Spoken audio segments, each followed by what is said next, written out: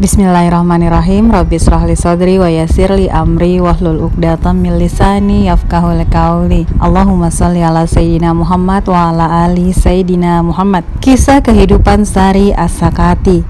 Abul Hasan Sari bin Al-Mughallis As-Sakati kabarnya merupakan murid dari Ma'ruf Al-Karki, paman Junaid Al-Baghdadi. Ia merupakan tokoh terkemuka dalam lingkaran Sufi Baghdad dan pemikirannya mendapat tantangan dari Ahmad bin Hambal. Awalnya ia mencari nafkah dengan memperdagangkan barang bekas. Ia wafat pada tahun 253 atau 867 Masehi di usia 98. Kehidupan Sari As-Sakati. Sari As-Sakati adalah orang pertama yang mengajarkan kebenaran mistik dan peleburan Sufi di Baghdad. Sebagian besar Syekh Sufi di Irak adalah murid Sari As-Sakati. Ia paman Junaid dan murid Ma'ruf Al-Karki. Ia juga pernah bertemu dengan Habib Ar-Ra'i. Awalnya Sari tinggal di Baghdad dan mempunyai sebuah tokoh di sana. Setiap hari apabila hendak menjalankan sholat, ia menggantungkan tirai di depan pintu tokonya. Suatu hari seseorang dari Gunung Lukam datang mengunjunginya. Ia menyibak tirai dan mengucapkan salam kepada Sari. Syekh Fulan dari Gunung Lukam datang mengirim salam kepadamu. Syekh hidup menyepi di gunung, kata Sari. Oleh karena itu segala jeripayahnya tidak bermanfaat. Seorang manusia harus dapat hidup di tengah keramaian dan memusatkan diri kepada Allah sehingga kita tidak pernah lupa kepadanya barang sekejap pun. Konon saat melakukan transaksi dagang, Sari tidak pernah mengambil keuntungan lebih dari 5%. Suatu hari Sari membeli kacang badam seharga 60 dinar. Pada waktu itu kacang badam sedang langka. Seorang pengepul datang menemui Sari. "Juallah kalau begitu," Sari berkata padanya. "Berapa harganya?" tanya si pengepul. 66 dinar. Tetapi harga kacang badam saat ini 90 dinar. Si pengepul berkeberatan. "Sudah menjadi aturanku untuk tidak mengambil lebih dari 5%, jawab Sari. "Aku tidak akan melanggar aturanku sendiri. Dan aku pun tidak merasa pantas untuk menjual barang-barangmu dengan harga kurang dari 90 dinar, sahut si pengepul. Sari tidak mau mengalah sehingga akhirnya si pengepul tidak jadi menjual kacang-kacangnya. Pada kisah yang lain, awalnya Sari menjual barang-barang bekas. Suatu hari pasar kota Baghdad terbakar. "Pasar terbakar," kata mereka. "Maka bebaslah aku," jawab Sari. Setelah api dipadamkan, toko Sari ternyata tidak dimakan api. Ketika mendapati kenyataan ini, Sari kemudian mendermakan seluruh hartanya kepada fakir miskin.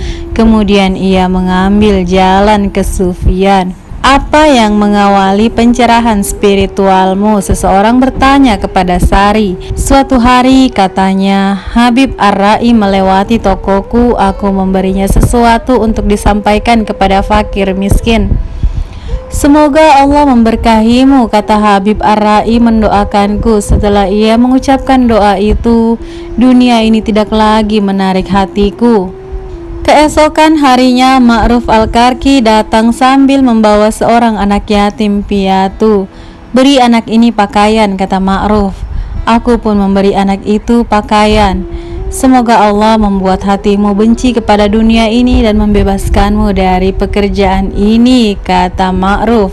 Sari pun meninggalkan hal-hal duniawi sepenuhnya berkat doa Ma'ruf. Sari dan orang istana. Suatu hari saat Sari sedang berkhutbah, salah seorang orang kepercayaan Khalifah Ahmad Al-Yazid si juru tulis lewat dengan segala kemegahan, diiringi oleh para pelayan dan budaknya. "Tunggu, aku hendak mendengarkan ceramahnya," kata Yazid kepada para pengiringnya. "Kita telah mengunjungi berbagai tempat yang seharusnya tak perlu kita datangi. Aku bosan dengan semua itu." Kemudian Ahmad Al-Yazid pun masuk lalu duduk mendengarkan ceramah Sari. Di antara ke-18.000 dunia, Sari berkata, "Tak ada yang lebih lemah daripada manusia. Tetapi di antara semua makhluk ciptaan Allah, Tidak ada yang lebih ingkar kepada Allah daripada manusia. Jika seorang baik, maka ia terlampau baik sampai-sampai malaikat-malaikat iri kepadanya. Jika seseorang jahat, maka ia terlampau jahat sehingga setan sendiri malu bersahabat dengannya. Sungguh mengherankan, manusia yang sedemikian lemah itu masih mengingkari Allah yang sedemikian perkasa. Ucapan Sari ini bagaikan anak panah yang dibidikan ke jantung Ahmad. Ahmad kemudian menangis sedemikian getirnya sampai-sampai ia tak sadarkan diri. Setelah sadar, Ahmad masih menangis dan pulang ke rumahnya. Malam harinya ia tidak memakai apapun dan tidak mengucapkan sepatah kata pun. Keesokan harinya Ahmad pergi mendengarkan ceramah Sari dengan berjalan kaki. Hatinya gundah dan pipinya pucat. Ketika acaranya berakhir, ia pun pulang. Pada hari ketiga ia datang lagi sendirian dan berjalan kaki. Di penghujung ceramah ia menghampiri Sari. "Guru," kata Ahmad, "kata-katamu telah menggetarkan hatiku dan membuatku membenci dunia ini. Aku ingin meninggalkannya dan menjauhkan diri dari pergaulan manusia. Tunjukkanlah kepadaku jalan yang ditempuh para musafir." "Jalan mana yang engkau inginkan?" tanya Sari. "Jalan para sufi atau para ahli fikih? Jalan orang-orang kebanyakan atau orang terpilih?" "Tunjukkanlah kedua jalan itu kepadaku," pinta Ahmad. "Berikut ini jalan yang ditempuh orang kebanyakan," kata Sari. "Dirikanlah salat 5 waktu dalam sehari di belakang imam, dan keluarkanlah zakat jika dalam bentuk uang. Keluarkanlah setengah dinar dari setiap 20 dinar. Berikut ini jalan yang dilalui orang-orang terpilih. Berpalinglah dari urusan dunia ini dan jangan sampai terjerumus ke dalam perangkap-perangkapnya. Jika engkau ditawari, jangan diterima. Begitulah kedua jalan yang ada." Ahmad Al-Yazid pun keluar dan mengarahkan pandangan ke alam liar. Beberapa hari kemudian, seorang wanita tua dengan rambut kusut dan bekas cakaran di pipi mendatangi Sari. "Wahai Imam Sunnah, aku mempunyai seorang putra yang masih muda dan berwajah tampan," kata wanita itu.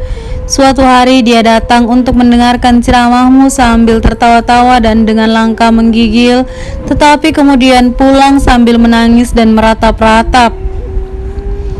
Sudah beberapa hari ini dia tidak pulang dan aku tidak tahu di mana dia. Hatiku sedih karena berpisah dengannya. Tolonglah aku." Keputusan wanita itu menggugah rasa iba Sari. Kemudian Sari berkata, "Jangan bersedih, hanya hal baik yang akan terjadi.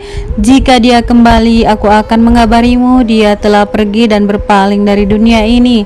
Dia bertobat dengan sepenuh hati." Setelah beberapa lama, Ahmad muncul kembali pada suatu malam. "Kabarkanlah ibunya," Sari menyuruh pelayannya. Kemudian ia mengamati Ahmad. Wajahnya pucat, tubuhnya kurus kering, dan badannya yang jangkung bagaikan pohon cemara itu membungkuk. "Wahai guru yang murah hati," kata Ahmad kepada Sari, "karena engkau membimbingku ke dalam kedamaian dan mengeluarkanku dari kegelapan, aku berdoa semoga Allah memberimu kedamaian dan menganugerahimu kebahagiaan di dunia dan di akhirat." Mereka sedang berbincang-bincang ketika ibu dan istri Ahmad masuk, membawa anak lelaki yang masih kecil. Ketika sang ibu melihat kondisi Ahmad yang sudah berubah, ia pun menubruk dada Ahmad. Istrinya juga berdiri di satu sisi meratap, sementara anak lelakinya menangis di sisi yang lain. Kegemparan pun terjadi dan Sari ikut meneteskan air mata. Anak lelaki itu memegang kaki ayahnya erat-erat. Akan tetapi sekuat apapun juga mereka membujuk Ahmad tidak mau pulang ke rumah. "Imam kaum muslim," Ahmad memprotes, "mengapa engkau memberitahu mereka? Mereka akan menjadi penyebab kemunduranku. Ibumu terus-menerus memohon sehingga akhirnya aku berjanji untuk mengabarinya," kata Sari.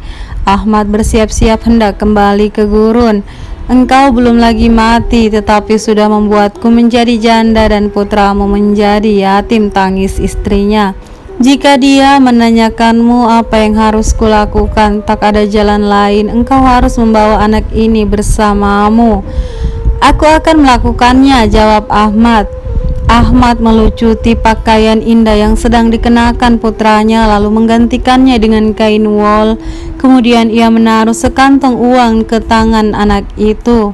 Sekarang pergilah sendiri, katanya kepada anak itu. Aku tidak sampai hati membiarkannya. Istrinya menjerit-jerit ketika melihat putranya dalam keadaan seperti itu. Si anak ditariknya ke dalam pelukan. Aku juga memberimu kuasa, kata Ahmad. Jika engkau mau, bebaskanlah aku. Ahmad pun kembali ke alam liar. Beberapa tahun berlalu, kemudian suatu malam pada waktu sholat isya, seseorang mendatangi kediaman Sari. Ahmad mengutusku, kata orang itu ketika masuk. Dia berkata, urusanku sudah hampir berakhir, tolonglah aku. Sari pun keluar. Ia menemukan Ahmad terbaring di atas tanah di dalam kubur, sedang menantikan ajalnya. Lidahnya masih bergerak-gerak. Sari mendengar bahwa Ahmad sedang membacakan ayat yang berbunyi, untuk yang hal seperti ini biarlah para pekerja-pekerja. Sari mengangkat kepala Ahmad dari atas tanah, mengusap dan mendekapnya ke dada. Ahmad membuka mata dan melihat sang syekh. Guru, engkau datang tepat waktu, seru Ahmad. Urusanku sudah hampir berakhir. Kemudian ia pun berhenti bernafas sambil menangis. Sari pun pergi ke kota untuk menyelesaikan urusan-urusan Ahmad. Ia melihat orang berbondong-bondong datang dari kota. Kalian hendak kemana? Tanya Sari. Apakah engkau tidak tahu? Jawab mereka. Kemarin malam terdengar seruan dari langit, barang siapa ingin mensalatkan jenazah sahabat terpilih Allah, pergilah ke pemakaman Sunizia.